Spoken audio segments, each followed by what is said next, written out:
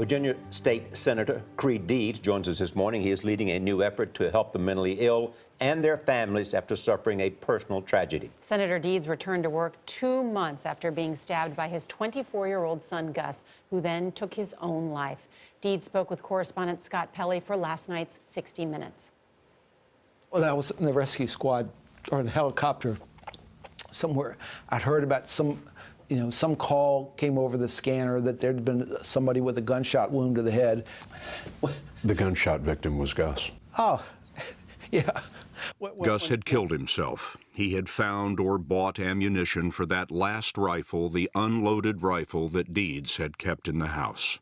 You were describing the last night in which he was writing feverishly in this notebook before you said goodnight. Did you go back and look at that? I did. What was he writing?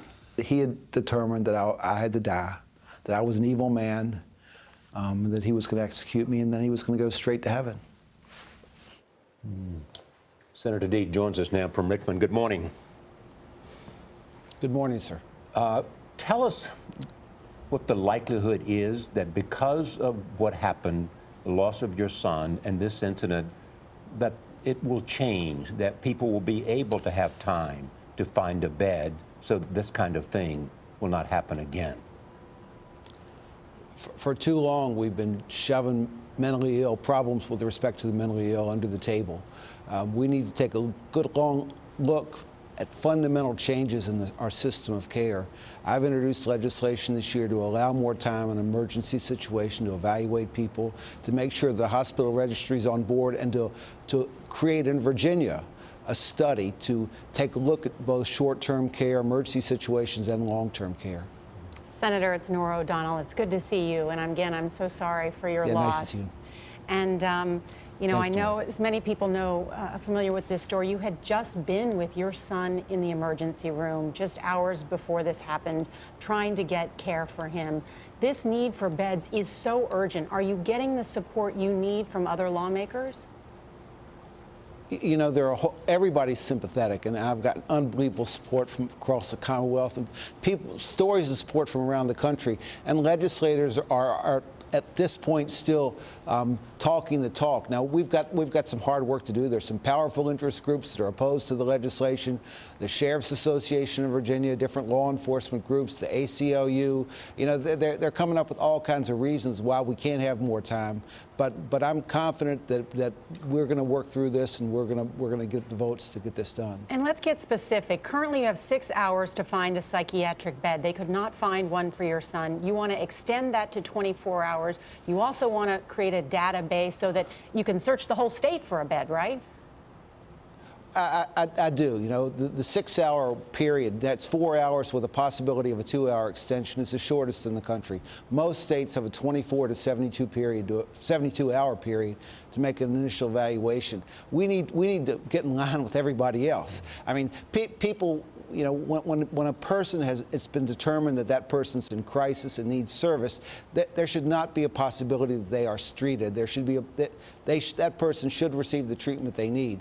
You know, it's absolutely essential.